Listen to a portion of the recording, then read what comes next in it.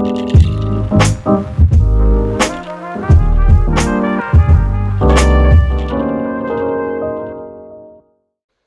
everyone. It's Emmi Fortin. Welcome to Candid, where we talk to everyday people about their relationships, their struggles, what they learned, and most importantly, how they moved forward.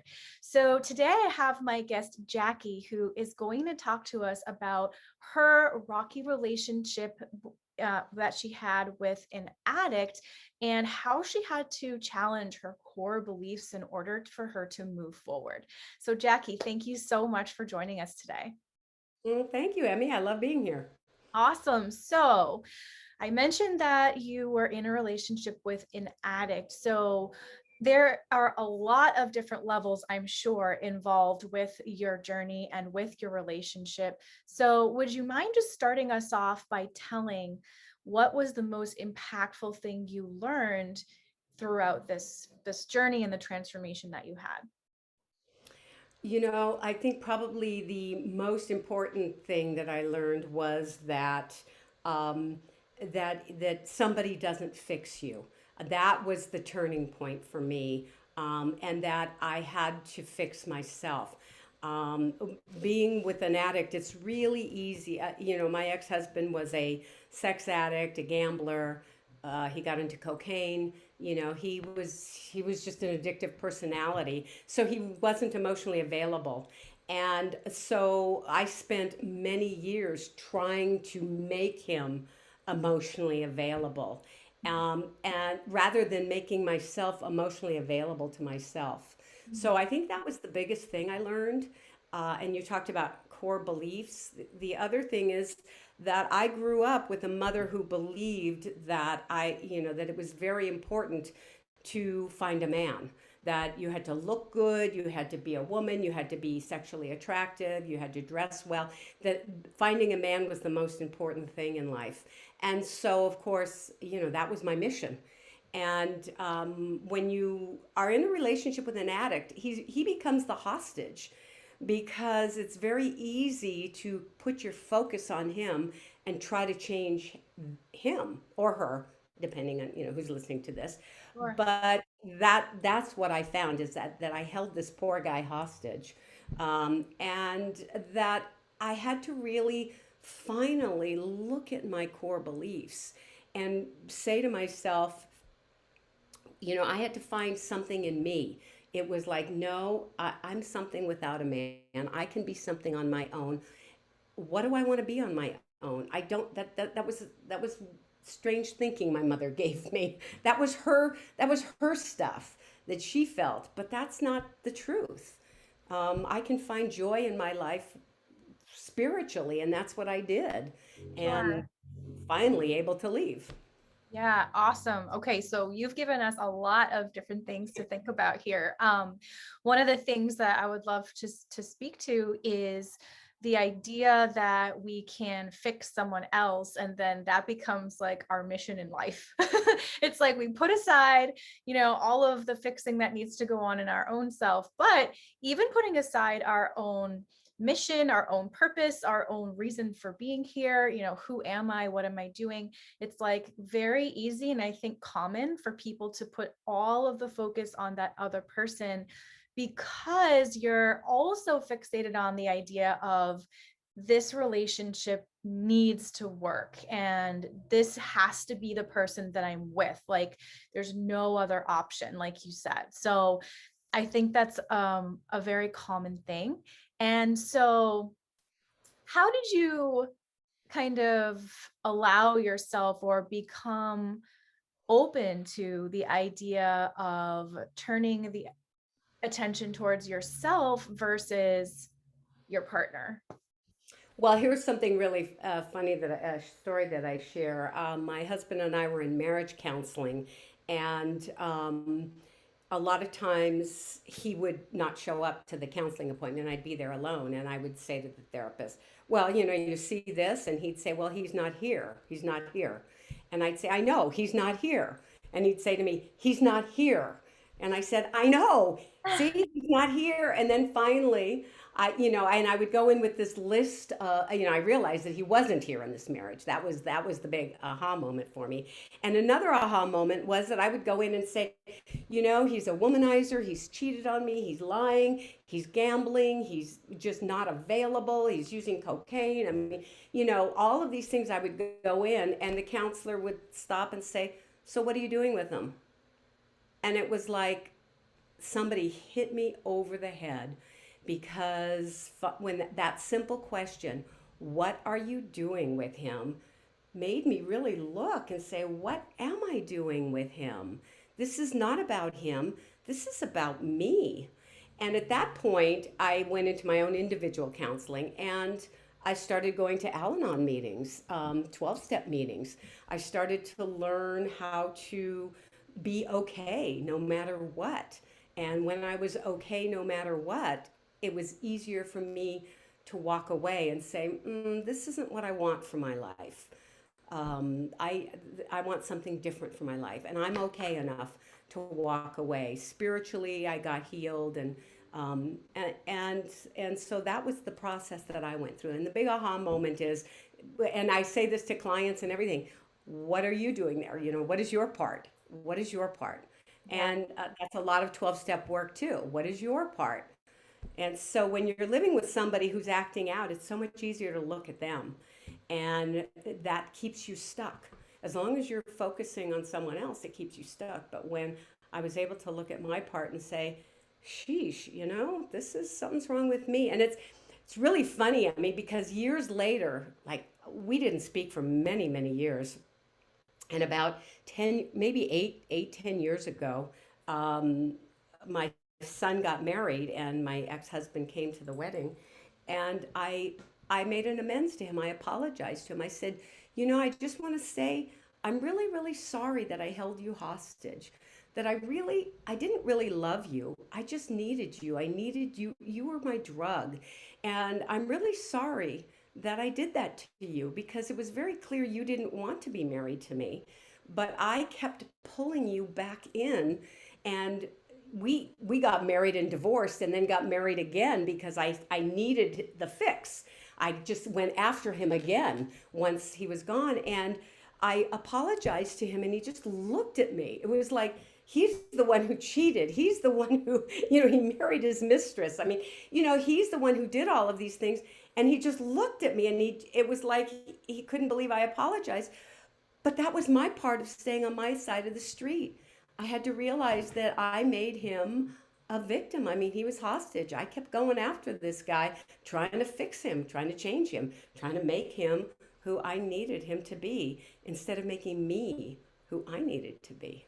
Oh, I just got goosebumps literally with that last statement that you said, because it's so important. And I, as well, I have a coaching program, and one of the major kind of turning points people usually have is when they do realize what their role in the situation was. So, we definitely need to make it very, very clear that people, when they're listening to this, they understand that we're not excusing the poor behavior of the other person, but we are taking responsibility for what were we doing there. You're the one that chose to stay in that moment, or to try to fix the other person versus focusing on you. So sometimes getting that understanding of where your headspace was and why you were doing what you were doing is the thing that can help you let go and then move forward. And for you to be able to apologize to him also shows your ability to forgive for all of the things that happened in your relationship, which I also think a lot of people might struggle to let go of. It's almost like you carry it with you, into the future relationships. So what role would you say forgiveness played? Would you say it was easier to forgive your ex-husband or to forgive yourself for dealing with his shit for so long? Wow, that's a great question. Um, yes, for anybody who's in a 12-step program knows about amends, and the first amends that I had to make was to myself, for for my core beliefs, for thinking that I deserved this, for thinking this was all I could have, for thinking that for the longest time I didn't think loving men who were available existed and that I was even worthy of that. Um, that was a huge amends I had to make to myself. I mean, I think one of the first steps to get out of the relationship, it was a long process. I can't just say it was an easy process, just one day point. But that start of me taking a look at myself, what I realized is that I couldn't set boundaries. And so if he said, he was going to go out and cheat on me, I couldn't say, no, that's it, the end of the marriage. I would have to say, well, if that's what you have to do, I guess I'll have to live with that. I mean, I know that sounds crazy. When I look at that now, I can't even imagine tolerating that kind of behavior. But back then, this was like 30 years ago, even longer, I think. I was a broken person. And so, the boundaries, so the first step I had to set was, no, you can't lie to me. You can't lie to me anymore. That was like a boundary. If you lie, I think that's what I finally said. That was finally the straw that broke the camel's back. I said, if you lie, if I catch you in a lie, our marriage is over. I can't, I'm done. And I caught him in a lie, and it was like that clear. I set the boundary, he crossed the line. So Yeah. for me, that was an important thing that I had to do. So yes, and I had to forgive myself for treating myself so badly. I'm in a loving relationship now. I mean, it took me many years to find a loving relationship, and I think to myself, wow, I would never allow my husband to treat me that way. I would never, I expect to be treated with love and with respect and cared for and nurtured and all of those things. But when I was married to my ex-husband, I that wasn't what I asked for. I just asked for a body to be there and take care of me, um, and that was that was a qualification. And he couldn't be there. That was the problem. He was an addict, so he couldn't be there. So he couldn't even meet that low bar, of just being there. And Right. and so when I think back, yeah, of course, the hardest amends was to myself. And through many years, it took many 20 years for me to continue to look at my behavior to be able to say, wow, this poor guy, he really didn't want to get married and he didn't want to be married. There were many times he told me that. He acted out many times. We separated, we divorced, he cheated on me, he did everything he could not to be married. And I was just willing to hang on there, like, he was Right. try to flick me and I was just willing to hang on there. And so I think the amends was to both of us. What a cruel thing to do to somebody else, and what a cruel thing to do to myself. Right. Well, so I hear a lot about you're saying about your core beliefs and all of these things that you were told and raised with, and so that plays such a huge role in your choices until one becomes incredibly self-aware for their own soul's purpose, right? And so are you aware, I've mentioned this on like some of my social media before, have you ever read the book Women Who Love Too Much?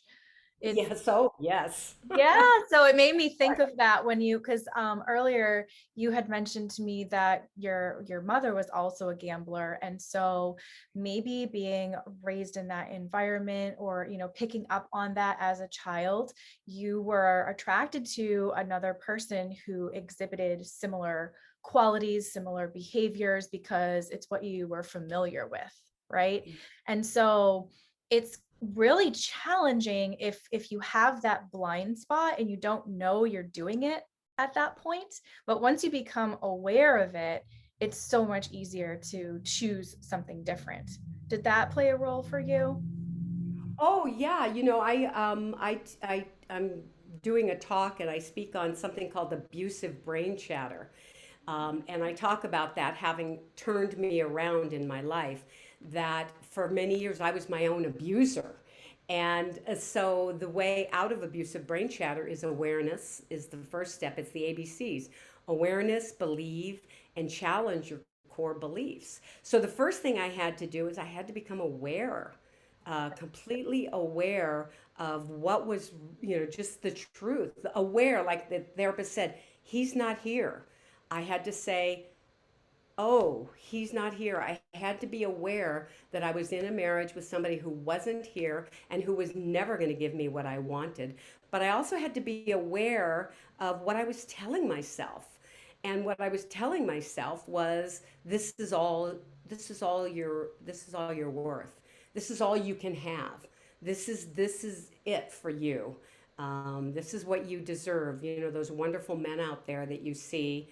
Well, even what I had to do was, for a while, I had to become aware of what really a good, healthy man looked like out there. So for a while, I was just watching relationships, and I was picking out healthy men that I thought were just really nice, loving partners. And I would just watch them, and I would say, okay, so that's what a loving person is supposed to be like.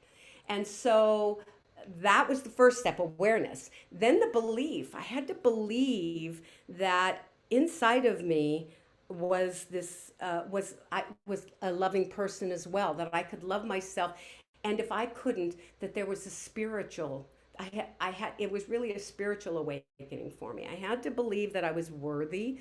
I had to believe that there was a voice inside of me. There was a space inside of me that knew what I needed. And there's this wonderful letter. It's called the Letter to God, or a letter from God, I remember reading, that said something along the lines of, get your life. Look, I know you're looking for somebody. I promise I'm working on your soulmate. Get things right with me, and just while you're getting things right, I'll be working on him or them, them, they, whatever. And when the time is right, I'll bring you together. And so once I read that letter, it just like changed my belief. It was like, oh, okay, I can just let go of that. That part's going to come. And then my part now is the C, challenge my core beliefs. So there was work for me to be done. And I had to challenge my core beliefs that I was only entitled to be married to a narcissist, somebody who I revolved around his world. And I had to say, you're a nice, loving person. You're a good person. You're a person who deserves to be loved. You're a person you're funny. You want to be with somebody who's funny, and I started my list, what I wanted in a person. And then I created a list of flags. So here's the flags, because I really, at that point, I really wasn't healed enough to be able to trust my own picker, as we call it. Who can I pick? Because I kept picking these relationships. So I created a spreadsheet. I'm looking for this. Here's a flag. If somebody breaks a date, if somebody comes on too fast, if somebody isn't willing to listen to me, if somebody criticizes me, if somebody's an addict.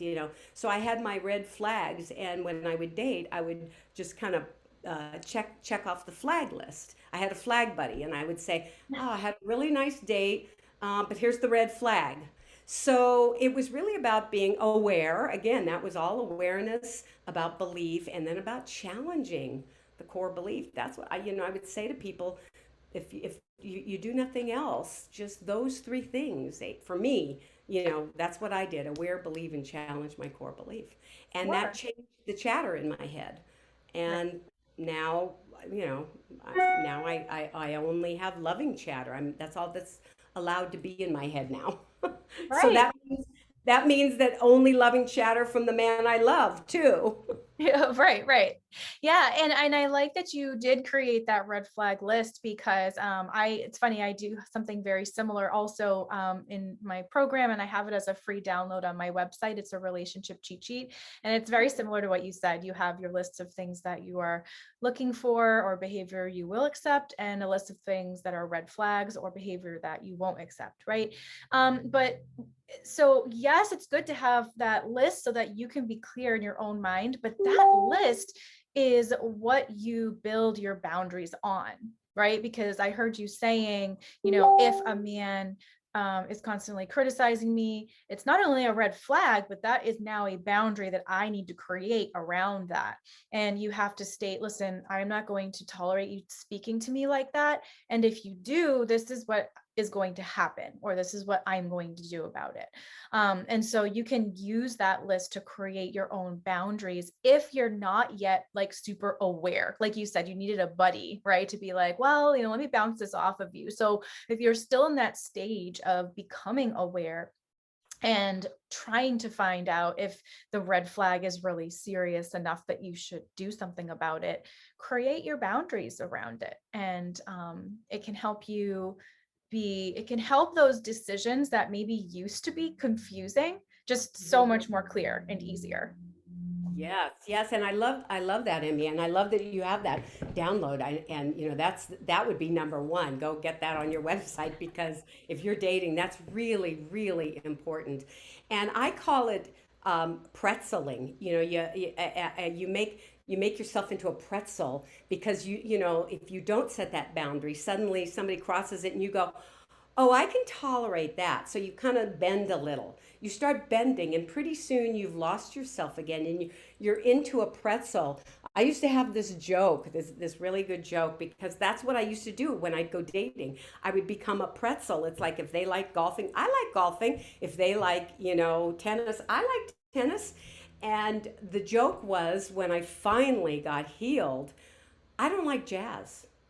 I don't like jazz. So when somebody says they like jazz, it was a big joke. I don't like jazz. And I would just like, I don't have to like what you like. I don't have to become a pretzel and be what you are to like, I don't like jazz and that's okay. I And love so that.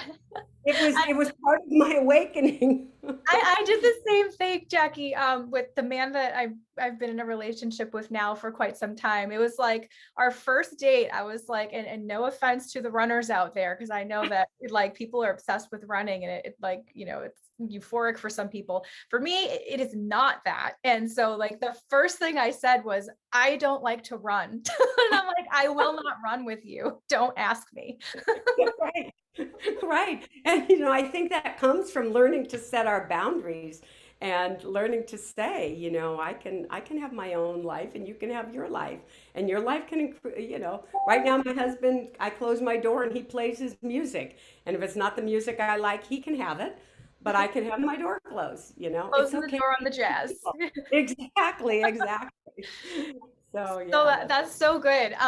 So I would love for you to talk a little bit about how your connection to your spirituality helped you with your progress, because I believe that is kind of the area that you're working in now as well, right? Yes, I'm a spiritual coach. I'm a life coach, spiritual coach, and relationship coach, but I really land in the spiritual part because what I found for me is that there was no way to get from my head, which was a lot of what I was told, those core beliefs. You need to find a man who's this, a man needs to take care of you, a woman doesn't do this. So, that was all living in my head.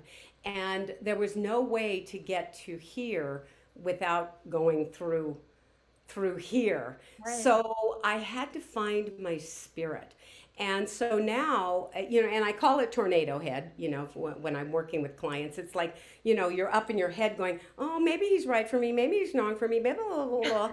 And, and I say, okay, shut that. And you keep picking up things as you go because what you start picking up is negativity. As your head starts to spin, it's like a tornado. You start picking up more stuff. Blah, blah, blah, oh, well, I only deserve this. Oh, well, blah, blah, blah, and, you let your mind go. So the spirituality for me was that loving voice inside of me, because I was abusing myself for so long and saying such negative things to myself, like, oh, you'll never get a man, you're never good enough to get a man, you'll never support yourself, you'll never be a good mother, you'll all of those nevers, those lived up here. I needed to find a way to access a really kind and loving voice who said, that's not true. You are a loving, kind person. Here's what you need to do. Here's where you need to live. And so that was my journey. My spiritual journey was into myself. And for a long time, I was, like I said, I was worried I was never going to meet somebody because I was working so hard on myself. I was single for 10, 13 years or something like that. And I know the fear is if I don't take this hostage, I won't have anybody else. There'll be nobody else who comes along. So I had to get right with my spirit, and my spiritual guide had to say, no, no, no, no, no. He's out there. Just like I said, that letter from, I call God, whatever you want to call it, spirit, Yep. butterfly, whatever. Um, I had to have faith that if I did what I needed to do, that the spirit, some kind of spirit, would bring me together with my soulmate. And and it was an amazing process, because when I came together with my husband, there was so much synchronicity in it that it became very spooky. It's almost like, my son's name, I named him Michael Elliott, and that his middle name, Michael Elliott. And this man that I met, when I was talking to him on the phone, I said, "So what's your name?" And he said, "Michael." I said, "Oh, what's your last name?" And he said, "Elliott." And it was like, wow, this is really weird, It was Wow. really weird synchronicities kept happening, and it was like I felt like spirit finally brought him to me, and so that's why I had to turn in. And even now I really rely on my spirit when I get out of sorts, or when my husband and I get out of sorts. And relationships are not that easy, they're Right. sometimes challenging, you Right. know and so I really use my spirituality. My spirituality says, Jackie, you are going to be a kind, you mentioned forgiveness. Forgiveness is a huge part of my marriage, huge part of my communication. And daily, if I step on his toes, oops, my bad, I'm sorry, I don't want to hurt you. Those are the kinds of things that my spirit guide has taught me. And so it's a big part of my recovery. And that's why I'm doing my spiritual retreats and all of that. I feel like you cannot get yourself worth. You can't, if you're using this brain to change your self worth, it's not going to happen. This Right. brain got you where you got to. You have to find a more loving, supportive, accepting, forgiving self. And that for me came down here. I keep reaching down here because this is where I feel it. Yeah, sure. Yeah, you're going down into the heart chakra and into the more centered centered chakras of the body. So I love that it's not an analogy, it's the visualization that you're giving us of the tornado brain, because I know I've definitely been there, and I live there a lot, even in my everyday present life, and I have to be very aware and practice all of the strategies that I know to bring me back down from the headspace and back down into the rest of my body and the alignment of my energy, Yeah. because that is where you're going to get your answers. When you're living Are too you much spiritual? in. Yeah. Oh, yeah. I mean, I meditate regularly, and I focus on the chakras and all of that. But, when you're seeking, like you kind of said, when you're seeking all of your answers just from your headspace, that's where you're going to get the self arguments, and that's where you're going to get the confusion, right? You have to you have to somehow, whatever method that is for you, for some people it's meditation. I really enjoy that as well. But maybe for other people, it's getting in the zone when they're being creative, or maybe it's getting in the zone when they're running, and allowing the chatter to just dissipate. And so that you can go into those other centers of your body, which are really there to guide you. Mm-hmm. I love that. And I love when I'm working with a client, it's like when they get there, right? They'll be going, and then suddenly they'll just go, you'll say, so, where are you on that? And they'll go, okay, I know the truth now. Quiet. Here. Yeah. I know what I need to do. I know it's here. So I love that. I love that. So cool that you're doing spiritual retreats. So how can people find out more about that, and when is your next one starting? So the next one is October 17th through the 19th. And it's going to be in Bend. Well, it's at the outskirts of Bend. Sister, it's called Camp Sherman, and there's these beautiful cabins by a river, and everybody's going to get their own room. And we're going to be doing, like you said, what I loved what you said is there's different ways to access spirit, and so they're going to be there's going to be yoga in the morning. Some people access it through yoga. There's going to be meditation. We're going to have expressive art. Some people do it through expressive art. There's going to be music. Some people do it through music. Some people do it through dance. There's going to be journaling. We're going to find your way. There's going to be nature walks, well, silent meditation, silent walks, healthy eating. All of that is a way to get in touch with spirit. You don't have to just, Right. it's That's all what I always all tell of everyone that. too. Yeah, it's so that it's going to be it's a 3-day 2-night retreat. And you can go on my website, which is Jackie Elliott CLC.com. That's JACQUIEELLIOTT CLC for certified life coach.com. And the whole thing is going to be $600. It includes everything: yoga instructor, the art, the expressive art, the room, the food. It's all Wow. inclusive. And it's called Coming Back Home because I think after COVID, I think people got out, but I think there was this whole ricochet. I don't know if you felt that, but it feels like people just went boing.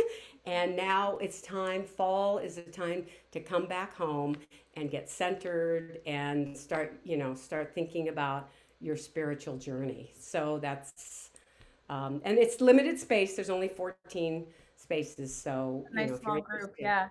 yeah, Jackie, it's a that small, sounds so amazing. I I I love both know. of those things that you listed. I'm like, ooh, yoga, ooh, dance, ooh, So, very, very cool that you're doing that. And I'll also put your information in the description, so people can find that if they want to join you. Oh, So, thank yeah, so thank you so much for sharing all of your insights and for sharing your story today. I really encourage people to subscribe to the channel and share and like this video with anyone who you think would benefit. And I will see you next time.